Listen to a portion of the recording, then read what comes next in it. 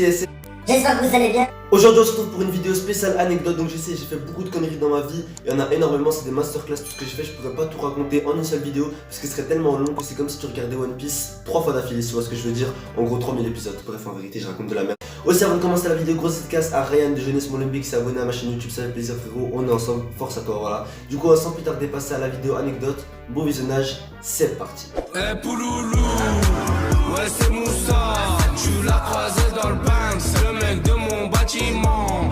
Alors pour la première anecdote, ça s'est passé il y a genre 2 ans, j'avais genre 15 ans à ce moment-là. En fait, je faisais trop le malin en classe, la vérité. Le professeur il me disait donne-moi ton journal de classe, donne-moi ton carnet, je vais écrire un truc, je disais non. Je disais non, je te donne pas, tu vas faire quoi? Vas-y, viens me prendre dans mon sac, vas-y. Je voulais trop faire le ouf, vas-y, le professeur s'était intimidé, il commençait à avoir peur de moi, t'as vu.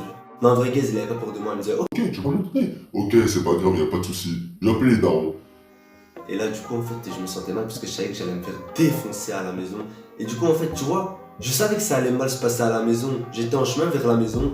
Et en fait, je m'imaginais déjà la scène, je savais que mon père il m'attendait comme ça à la maison. Ah, c'est comme ça, t'as pas honte de toi. Moi, je t'envoie à l'école, tu vas travailler, tu vas faire des études pour devenir quelqu'un de bien, faire un bon métier. Et toi, tu veux faire le clown. On va rigoler ensemble, y'a pas de soucis. Tu vois, tu la connais, Adil.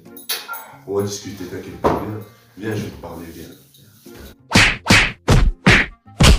Je vais pas vous mentir, ça m'a fait très mal, j'ai bien ramassé. Du coup, ce que j'ai trouvé à faire, jeune abruti de 15 ans, je me suis dit non. Ça y est, j'en ai marre de cette maison, on me respecte pas. Ça y est, on me frappe tout le temps, j'en ai marre. Tout ce que j'ai fait comme un bouffon, j'ai pris un sac, j'ai mis des vêtements, j'ai mis une play, parce que ouais, je vais pas fuguer sans ma play, sans ma play c'est pas ça, tu vois. Moi dans ma tête je me disais bon, je vais prendre une play, je vais essayer de trouver un truc pour la brancher dehors, et ça y est, je vais faire des petits matchs de FIFA dehors.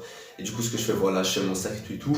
Mon sac il pesait 1 tonne, parce que j'avais mis des habits comme si je partais à Koh Lanta pour 10 mois. Et en fait mon sac il est passé d'un sac normal à un sac de Koh Lanta qui faisait 10 mètres. Et vas-y, j'allais me faire cramer direct avec ça. Et moi je me suis dit ça passe flex, au calme. Et du coup j'arrive le matin, je veux partir, ma mère elle me dit ton sac il est lourd, c'est bizarre. Ouvre-moi ton sac. Moi je commence à stresser, je savais pas comment dire, je faisais non. Non, y a rien. Comment? Non, y a rien. Et alors elle appelle mon père, viens. Et il arrive, il me dit ouvre le sac, ouvre. J'ouvre. Il me fait, ah, c'est comme ça.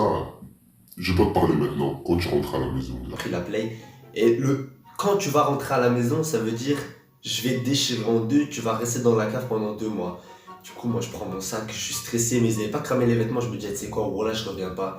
Mais je devais trouver un endroit où aller. Et forcément, en fait, la fugue chez les rebus, ça n'existe pas parce que tu vas revenir pour venir manger. Obligé, tu reviens pour manger. Et du coup j'ai été chez ma grand-mère, je me suis fait cramer 2 heures après. Donc pour la deuxième anecdote, la mienne ça s'est passé durant l'été de mes 15 ans. En fait à 15 ans j'ai fait tous mes masterclass en conneries. Sauf qu'à ce moment-là en fait je voulais trop faire le malin type qui connaissait tout, je me faisais déchirer par les darons. Bon après t'as vu c'est le moment où je me suis endurci, je suis devenu stock, non en vrai c'est faux, c'est un vieux squelette qui ressemble à ça, qui ressemble à Brooke dans One Piece pour ceux qui ont la rêve. Bref, du coup en fait ce qui s'est passé c'est que mon cousin devait venir dormir chez moi mais il avait jamais pris les transports jusque chez moi. Et du coup on a donné rendez-vous à une station de métro à peu près proche, t'as vu. Je suis sorti vite, je regarde des animés, j'ai pas eu le temps de calculer et j'ai oublié mon abonnement. Alors j'arrive, je fais merde, j'ai oublié mon titre de transport. Et je me sentais arnaqué comme jamais.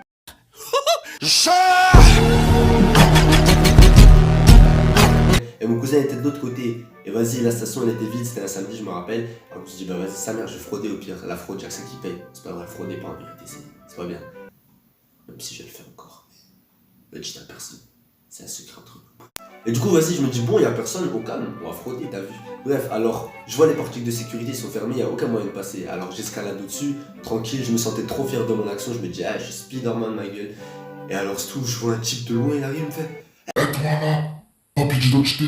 et je tape la meilleure pointe de ma vie, je crois tellement j'étais rapide, j'aurais pu battre Mbappé en sprint, ma gueule, parce que j'étais trop rapide, c'était l'adrénaline, etc. Et je vois le type, il est à 2 mètres de moi, on dirait le gros porc qui court derrière le type dans Subway Surf. C'était comme ça pendant 200 mètres, mon frère. Il a pas arrêté de me coller, je crois tellement j'ai couru loin, je suis arrivé jusque dans un parc et limite je crois qu'il m'avait presque suivi dehors. J'ai réussi à zigzaguer dans des rues, finalement il m'a pas retrouvé. Donc pour la troisième anecdote, la mienne c'était durant les examens, donc c'était la fin des examens, je venais de terminer, ça allait être le début des vacances d'été. Et du coup tu sais en fait mon daron il m'a laissé tout seul et à ce moment là, j'avais plein de cahiers d'école. Je me disais bah tu sais quoi, je vais pas les garder, on va les lancer par la fenêtre. Et du coup t'as vu je prends mes manuels, tous mes manuels d'histoire, de maths, de trucs. Et je commence à en lancer un, j'essaie de le lancer le plus loin que je peux, je lance hyper fort. Et il arrive genre au fond du trottoir, en vérité j'avais aucune force, je faisais le type mais aucune force. Je suis pas venue ici pour souffrir, ok? Du coup il arrive au trottoir d'en face, et alors surtout en fait mon père, il passe dans la rue, il allait sortir, il allait prendre la voiture et partir et il voit un manuel. Et t'as vu, mon père, il aime bien tout ce qui est études et tout. Et il se dit, ah ouais, il y a un livre comme ça, ben on va le prendre, on va le ramener pour les enfants à la maison, t'as vu. Et il l'ouvre et il voit Yacine. Après, il voit qu'il y a notre adresse, il y a mon numéro de téléphone et tout. Et du coup, il sait que c'est à moi. Alors moi, je suis tout seul à la maison, je me doute de rien, tranquille. Alors surtout, il rentre, j'entends quelqu'un qui rentre et tout, j'arrive. Et après, je vois c'est lui, il a mon manuel dans les mains. Et quand je vois mon manuel dans les mains, déjà il y a un petit stress au fond de moi, je me dis, ah ça, il va me défoncer maintenant. Alors surtout, il me dit pas, j'ai trouvé ton manuel, non. Il me dit, c'est à Qui ce manuel? Et moi, je savais que j'étais dans la merde, je me suis dit, bon, je vais essayer de mentir, mais je suis quand même dans la merde. Je lui dis non, je lui dis, c'est pas moi le manuel. Il dit, t'es sûr que c'est pas à toi? J'ai fait, non, je te promets. Il m'a dit, jure-le. En plus, comme un bouffon, j'ai juré, je sais pas pourquoi j'ai juré. Je savais que j'étais dans la merde, mais des fois, quand t'es dans la merde, tu fais des trucs, t'as vu, c'est pas normal. Et alors, il me dit, jure-le, je le juré. Il m'a ouvert, il m'a tout montré. Il m'a dit, ça, c'est pas à toi. Je savais qu'en fait, j'étais dans la merde. J'ai continué à mentir, j'ai dit, non, c'est pas à moi. Il est con lui, hein. Mais il est drôle, très drôle. Du coup, là, mais voilà, on arrive tout simplement à la fin de cette vidéo. Donc, si ça vous a plu, n'hésitez pas à me le dire en commentaire. Je recommencerai des vidéos comme ça. Vous inquiétez pas, les vacances, elles sont là. Je sais, je suis pas trop actif.